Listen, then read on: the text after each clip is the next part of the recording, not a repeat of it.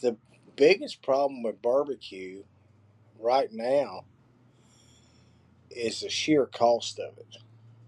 You're seeing more and more events with $500 entry fees or $750 entry fees. There was one just done up in New York that was $1,250 entry fee for a double. What? Yeah.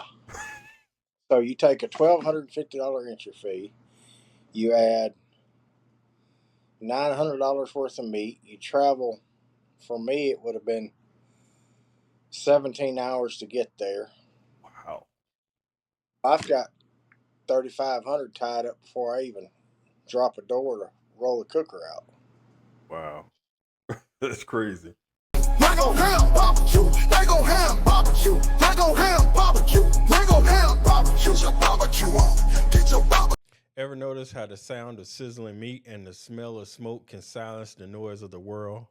Now that's barbecue therapy. If the fire moves you, like, subscribe, share, and help spread the message because growth, like good barbecue, takes time and patience. Welcome to your therapy session.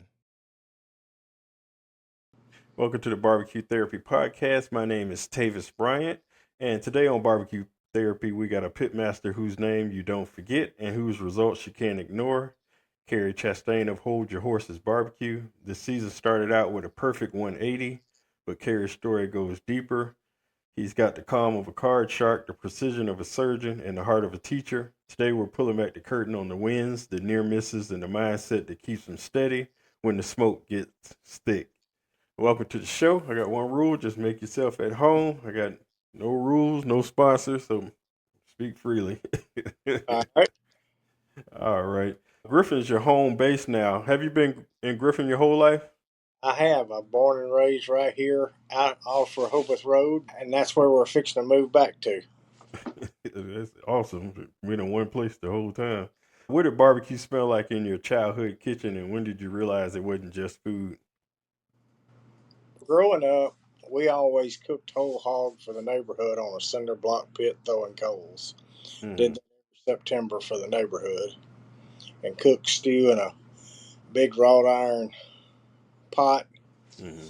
We did that every September for the neighborhood gathering. Oh, And wow. then my dad and I would cook shoulders and stuff over the same pit for the Flint River Saddle Club for them to be able to sell barbecue in the concession stand.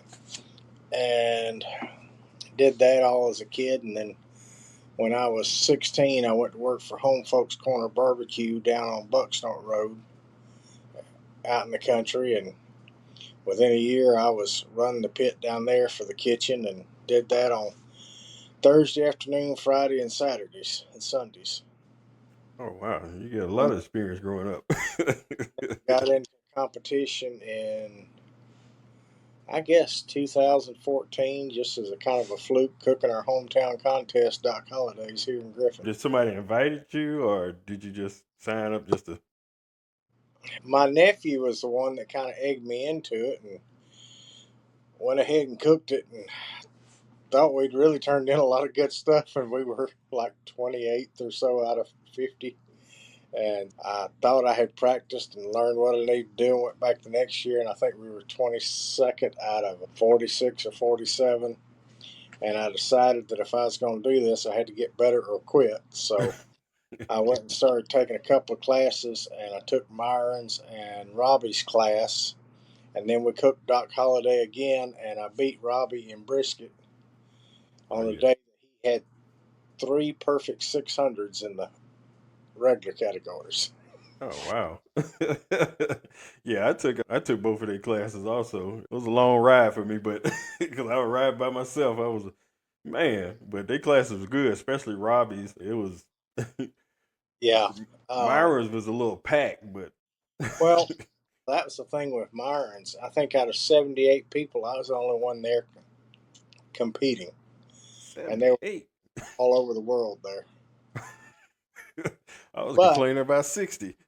But I got out of it what I wanted. I wanted to learn whole hog and shoulder to break it down for NBN, and he brought me to the front of the class, let me break the meats down in bell boxes and that kind of stuff. So I couldn't ask for anything better. I got out of it what I wanted.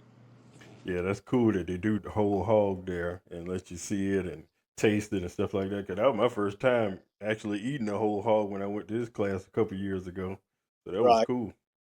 And Robbie, his class was awesome, and I loved how he gave you a booklet, full color pictures and everything else to take home, and he's Well, just back friendly when I down there.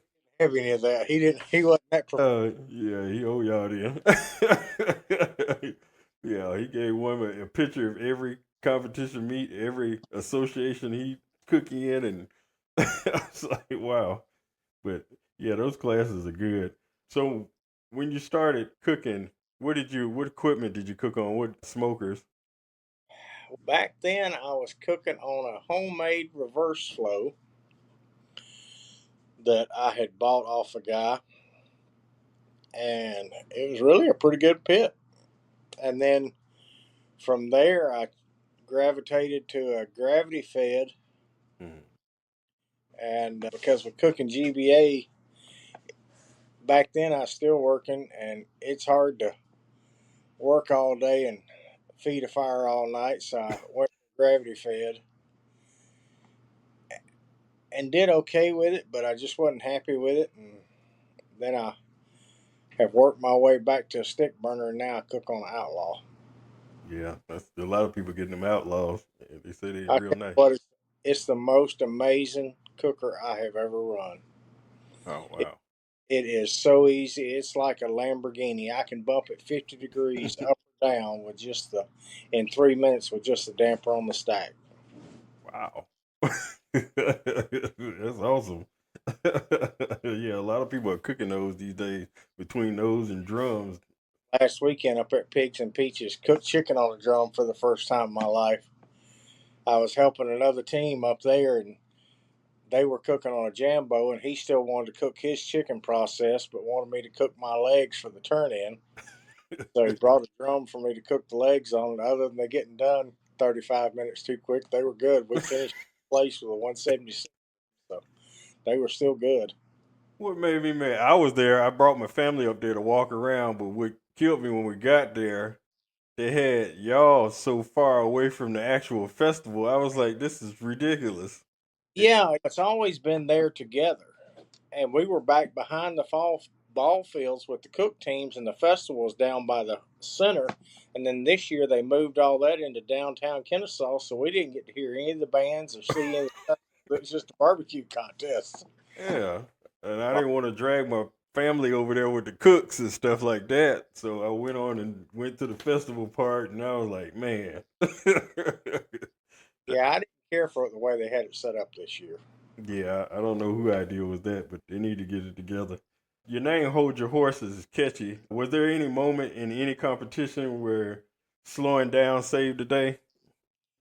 You know, the name Hold Your Horses actually came from my grandmother. Mm-hmm. We would go there my great grandmother. We would go there on Sundays after church for dinner. And she'd be standing at the front window in the kitchen. She had an old wooden chest that she made all of her bread in. And you'd run through and ask her when dinner's going to be ready. And she'd always tell you to hold your horses. You can't rush perfection. And that Mm-hmm. was, and with us showing horses, my wife and I both grew up showing horses. And that's how we met and grew up together. And so that's just how the name came to be. But yeah, people outside of the South, they won't understand that. Okay. What's one early competition that humbled you so hard that you might have thought about quitting, and what lit that fire to come back? Or was there any moment? There's been a few along the way, especially now that I'm 300 contests in. Whew. I can go cook one and not get a single call, and that long drive home makes me wonder why I still do this. But the one that really set the hook was right after Doc Holiday's in Griffin. We went down and cooked Milledgeville. It was the GBA there in downtown Milledgeville, and we were cooking it, and they came around with pork finals, and I finaled in pork. And at that point of the day, I'd already put my meat in the cooler. My pit was out, and I had to refire my pit, reheat my meat, and build a finals box. Wow. came over and supervised it while I was building the finals box, and we wound up second that day behind Holy Smokes. And walking back from awards, Brian Mizraki with Bull Rush had stopped there for a practice cook on his way to the Royal. And he wrapped his big arm around me. He's 6'8" and 380 pounds. And we got you hook, line, and sinker now. And sure enough, because I was so excited about my 5-foot trophy and my $600 check for pork, I didn't hear him call me for fourth place ribs that day. We just missed finals in ribs. Oh wow. Yeah, so that was the one. That was the one that bit me and cost me hundreds of thousands of dollars. It always get you. So you've cooked for GBA, you did Florida and KCBS. Did you do any other association? Yeah, I've cooked IBCA. I've cooked Houston Livestock Rodeo 3 times. Wow. So gone out to Texas and cooked some of those. So pretty well versed in travel. Matter of fact, in the last time we cooked Houston, we finaled in brisket out there out of 273 teams. So. Oh wow, that's good, especially being in Texas. So, is there any difference between Florida style and our style in Georgia? Not so much. The FBA down there is much like KCBS, but there's no garnish and you have to have 8 pieces. The only thing that you might do for FBA that I don't necessarily do for KCBS is sweeten it up a little bit. Oh, That's about the only difference. And it's a much heavier box because we fill them for FBA. oh wow, just be eating good. Because the GBA, they be coming with freezer bags and everything else. There's no way 6 judges going to eat it all. So. All right. And you're familiar with a perfect score. What are those micro details that people overlook that separates a 179 from a 180? Sometimes it can be as little as an appearance point. 8 in appearance will give you a 178.66. Okay. And I've had that 3 or 4 times, especially in ribs. Ribs seems to be the hardest category to get a 180 in. Oh, wow. I think I've had 17, 18 180s in KCBS, but I've only had 1 in ribs, and everything else has either been in chicken, pork, or brisket. So during turning, how often do you keep changing your box before it leaves? Not a lot. I have done it. Matter of fact, one time over in Dorchester, South Carolina, I was so worried about the appearance of the ribs. Ribs were really good. Mm-hmm. At the last minute, I decided I had one rack that looked better, and I started taking ribs out and I put the others in. And my wife was turning in the boxes that day, and she was on the second step of 5 when the clock went down. We got DQ'd in ribs. Ooh. Cost me a GC that day because we won chicken. We were 8th in ribs, and I think we were 4th in brisket. And I think we needed like a 167 in ribs to won the GC. And Luke Darnell got it, came up and gave me a great big bear hug and said, "Thanks for the layup." I like Luke. He's cool. I went to his class in Virginia. All right. What do you think is the difference between good barbecue and great barbecue without mentioning tenderness? That is the key. I think that's what separates good barbecue from great barbecue. Flavor-wise, if you got a little bit of sweet and a little bit of heat for a pop on the backside, I think that's what you go with. Mm-hmm. But I think tenderness is the key to great barbecue. Back when I first started, we were down at Sonny's Invitational in Orlando. And Darren Worth that year had just won King of the Smokers, the Royal, and everything else. And I walked over to him. I said, "You've cooked coast to coast, north to south." I said, what do you change in your flavor profile based on where you're at? He says, "I don't." He says, "You start changing your flavor profile for based on where you're at, you're going to be chasing your tail all year." He said, "I'm going to beat you with tenderness day in and day out." And in 2019, we were up at Praise the Lord at Murfreesboro, Illinois. Mm-hmm. Darren happened to be parked right behind us. And I said something to him that Saturday morning. I said, "Man, you gave me some of the greatest advice for a new cook you could have ever given." He says it's still true today. And afterwards, we'd won whole hog and we won brisket, and just missed out on the MBN Grand, and I think we finished fourth or fifth in the KCBS side. Mhm. And Darren walked up and hugged my neck and he says, "You beat me at my own game today." For those who don't know, he's one of the best. There's no doubt he is the GOAT of barbecue. Yeah. He has cooked all over and cooked. And when it comes to the biggest cooks, he shows up and does his job. Oh yeah. Oh yeah.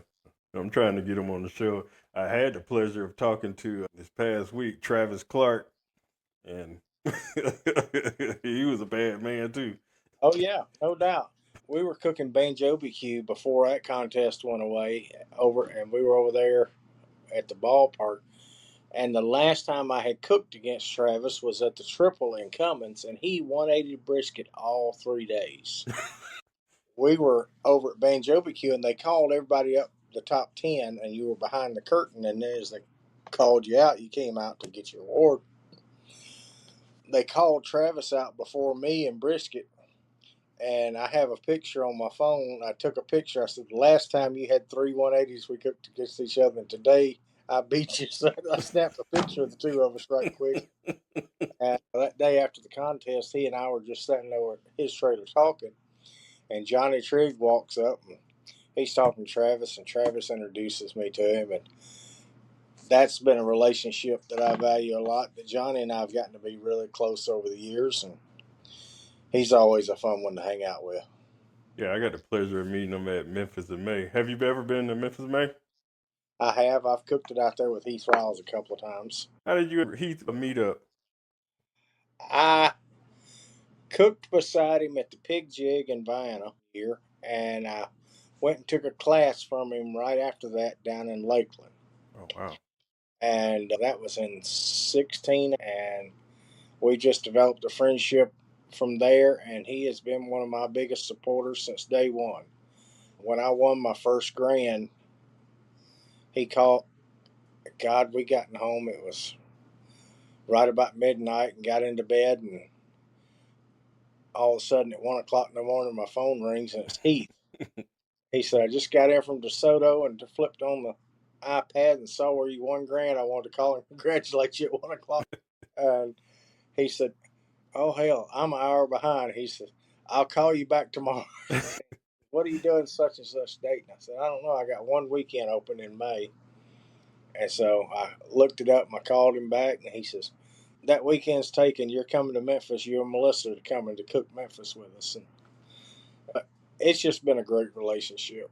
Yeah. Anything I've ever needed. Matter of fact, when we were in Murfreesboro, Mhm. that was where I learned the texture of chicken I needed. They used to have the moniker, "I can't cook chicken," because that cost me more grands in KCBS than anything. But that day in Murfreesboro, he 180 chicken. And because we had exchanged pieces, the texture of his taught me what I needed and the mouthfeel I needed for chicken. That's awesome. That's awesome. And it's good where other people help other people out. And like I said, that's what barbecue's all about is it's competition, but you still helping the other person. They still have to beat you at the end of the day, but you still giving them tips and advice on how to be successful and stuff like that. And I love Well, that. he called me this morning asking me about a Rectech bullseye to cook wings on for the Jack. And I said, "That's exactly what I'm cooking my wings on for it." So he went and ordered him a Rectech bullseye. So you did a lot of traveling, competing, and teaching. It's easy to run out of gas. How do you spot burnout before it hits, and what's your personal reset button? Mine is taking a break and working around the farm here till I've had long enough to reset and I get the urge to get back out there. Because 2 years ago, I cooked 43 contests, traveled 56,000 miles, Ooh, and cooked in 19 states. wow. That year, it got to be like a job, and some days I was just there cooking. I wasn't paying attention to details. Oh, wow. Were you retired then, or you were still working? No, I was retired at that point. The Okay, most I ever cooked when I was still working was 28. still a lot. Yeah, it is. So what's the farthest over you been? Was it Texas or Oklahoma or what? Texas, Kansas City, and northern Pennsylvania. Oh wow, that's traveling. So what made you get into the judging aspect of it? You just to get to see some of the other presentations and to see flavor profiles, see where you're at with that, and compare it to what people are turning in. Okay. And did that affect you as far as changing some of the stuff that you did, or you just did it as far as just seeing different people's stuff? Just to see other people's stuff. I really haven't changed anything based on it, other than I don't turn in burn ins a whole lot anymore. Because after talking with other judges, so many of them don't know what a good burn in is. This is true. All right, let's get into this. Tournament poker and competition barbecue require reading the room, patience, and risk management. Can you share a moment in barbecue where your poker instincts kicked in? The biggest comparison, I don't care who's in the field. I've only got to beat the five other people on my table. And if I can win my table, that's all that matters. And that's that. And I may look at the judges too as they're walking around before a contest or see who's going into the judges' tent. If we've got a much older crowd, I may add a little salt to my finish because that's one of the things as you get older, you don't taste as much. Mm-hmm. So that's reading the room, what I would compare that to poker. And for those who don't know, he's a pro poker player. Who taught you how to play poker? That was just started playing local bar games and got pretty good at it and moved into the casinos and started playing there and picking up a few wins and got to where I was paying our bills playing poker for a while. Wow. She must have been really winning. How did your wife feel about that when you first started? She was pretty supportive of it. As long as I kept things going, she was good for it. Wow, wow. And you say you were like, I think you heard on the podcast that you were like 4 or 5 days you used to go a week. Oh yeah, I'd leave a lot of Thursdays and either drive out or fly out and come back on Sunday or Monday. And for the big tournaments and stuff, she'd go with me, and she enjoyed the perks because usually my casino host would send her to the spa a couple of times. We always ate really well, so Oh, that's good. That's good that they took care of you. On an average day, how long would you be in there? most big tournament days we'd play for 12 to 14 hours. Woo. What? Yeah. Did y'all take breaks or did it just Yeah, you'd have a break every three blinds to go to the bathroom and get a snack or whatever, and then we usually do a dinner break sometime around 6:30 or 7. And she'd always have us a dinner reservation ready to go when I got on break, and we'd come back and I played till we got down to a certain amount to finish out the night. what was the largest amount that you ever won there? If you don't mind me asking. It was six figures in a 4,400 person field. I heard that you were in the top 100, so you must have been you must have been winning left and right. Take but a few of the big ones to carry you a long ways. But yeah, you can play some of the smaller $150, $200 buy-in tournaments and still walk out of there with 5 or 6 grand Oh wow. for just a day-long tournament. Oh wow. Have you ever wanted to do a World Series of poker or anything? I have, and I've played it. Yeah, you're a professional. All right. You taught direct tech workshop. What's one rookie mistake that you can fix under a minute but changes their whole cook for people that you taught in the workshop? Over at Rec Tech Academy, one of the biggest things is how you finish meats on the cutting board. Before you serve something, you can taste it and start adding flavors to it right there on the cutting board before you serve it, and that makes the biggest difference is your finishing. Hmm. Okay. Okay. And have you ever did your own comp class or anything?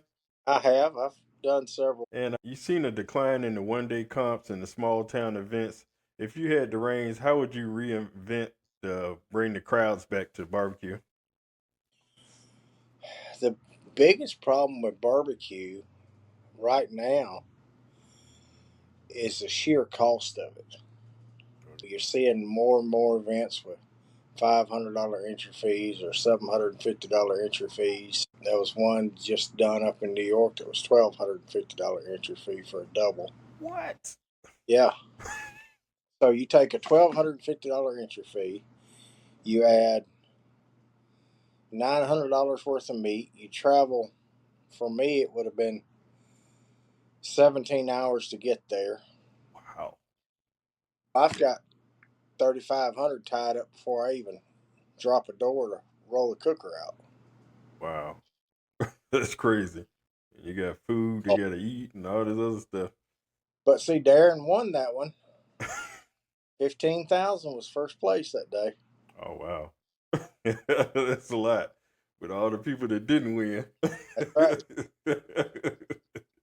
That's a lot of money, though. It does get outrageous, and now since you got the higher price meats and everybody trying to keep up with the higher price meats, and it putting a lot of people in the hole. And I know a lot of people are taking bill money and all this other stuff, kind of like gambling and doing these competitions and stuff like that, just to keep up with some of the other people out there.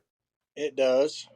And you have some really successful comps. Mm-hmm. They have a very good people's choice. They have something else going on with it besides just the barbecue. If it's just a standalone barbecue event, you're never going to draw any crowds because there's not much for the people to see, because so many people are cooking out of trailers and that kind of thing.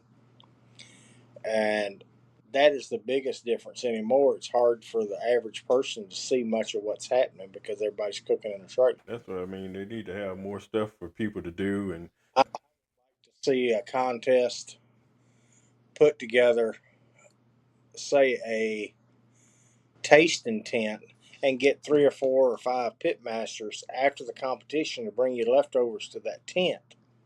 oh, that's good. And let them pay $25 a head or so just to taste quality competition turn-ins. That's a good I idea. think that would be a draw. Some contests we have do the people's choice where we just turn it into a tent and they can go through and sample. And it draws some. And then we have other contests like Boss Hog where we have to serve it in front of our trailer. Oh, wow. And they actually provide a volunteer for people like me that don't have the people to do it. I cook by myself or with one person so much time, and their serving time is from like 10:30 in the morning till 1 o'clock. So the whole time we're cooking and turning in stuff, they're serving. They draw good crowds doing that. Yeah, I went to the Atlanta Barbecue Classic last year, and they did that when I walked around it. Right. So that was good. I like theirs. They got something for the kids, and they got something for everybody just to walk around and do stuff, which... Yeah, we'll be back up there in November. I love going to that walk around. So if you had to cook one category for the rest of your life, what category would that be? Man, I don't know. Offhand, I'd probably say chicken. You got invited to the Jack this year. This your first year? No, this will be my 3rd year in a row going to the Jack. So how did it feel up there to go against all the top people all over the U.S.? It's really great to see everybody and to talk to people from across the country that you don't get to see very often or meet. People that you follow on Facebook. And that part is really cool. But as far as the competition itself, like I said, I only have to beat 5 other people on the table. But I really enjoy walking around and getting everybody to sign my barrel head. I've got those in the living room on display. Matter of fact, I looked at one from the first year. That was the year Brad was cooking the champions dinner because he'd won it the year before, but he did not qualify that year. So he was there on Thursday to cook champions dinner, and he signed the barrel, said barrelhead Brad Lineker, and then in quotation marks below it, not here. So whoever wins the prior year has to cook the next year? Has to cook champions dinner on Thursday night that they sell tickets for and have special drawings for special bottles of liquor. Yeah. Oh, wow. I didn't know. Cool. Oh wow. That's good. I got one more question and then we'll play a quick game for you. If you had to create a 4-man team, including yourself, to cook a competition, who would you pick and dead or alive, and what meat each one of y'all gonna cook? I'd probably take chicken. I'd take Darren Worth for ribs. Mm-hmm. I think.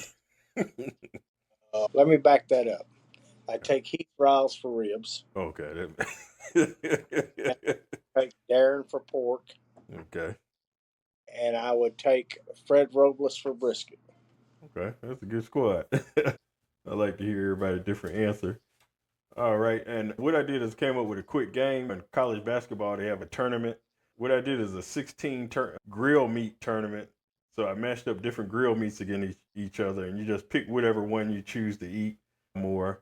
First matchup I have is pork belly versus turkey. All right. And next matchup is lamb versus pork ribs. Ooh, lamb. Okay. Smoked ham versus sausage. Ham. All right. Hamburger versus steak. Steak. Burnt ends versus beef ribs. Beef ribs. All right. Pork chop versus smoked bologna. Smoked bologna all day. All right. Hot dog versus barbecue shrimp. Barbecue shrimp. All right. Brisket versus smoked chicken. Brisket. Okay. Next round, turkey versus lamb.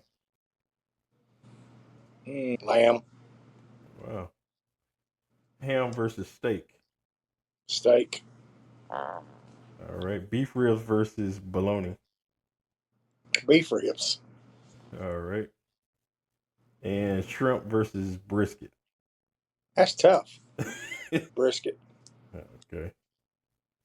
All right. Final four, lamb versus steak. Steak. Okay. And beef ribs versus brisket. Beef ribs. Brisket on a stick. All right. And final, steak versus beef ribs. Oh, man. You didn't say what kind of steak. It could be any steak. Give me a good Wagyu ribeye, and I'm going to take it all day long. All right. All right. Steak is the winner. And I got another tournament. This is a new one. I never did this one before. It's 16 different competitions from all over. And just pick which one you prefer to compete in. All right. Matchup one is the Jack Daniels versus Lakeland Pig Fest. Oh, Jack Daniels. No, it's All right. like Jack Daniels is really like our masters of golf. Oh, I okay. mean, that's what I compare it to. Yeah, that's the big one, then. All right. Smoke on the Falls versus Pig Beach Barbecue War. Smoke on the Falls. All right. Next one is Houston Livestock Show and Rodeo versus Rib Fest Chicago. Houston. All right. I got Houston has 300,000 people through the gate. wow. That I didn't know. And you're cooking 275 other teams. Whew. All right. I got the SCA World State Competition versus Puzaki. I love their trophies. Got the American Royal versus Smoke on the Shore, and that's in Wisconsin. Royal. Yeah, I'm gonna go up there this year and walk around and meet people. Big Pig Jig versus New York State Barbecue Championship. I'll take the pig jig. All right. Memphis in May versus Praise the Lord. Oh, praise the Lord. All right. And Rib Cook-Off Association World Championship versus the Atlanta Barbecue Classic Stores. Atlanta Barbecue Store Classic. ABS Classic. All right. All right. Got the Jack versus Smoke on the Falls. All right. I already know. Houston versus Puzaki.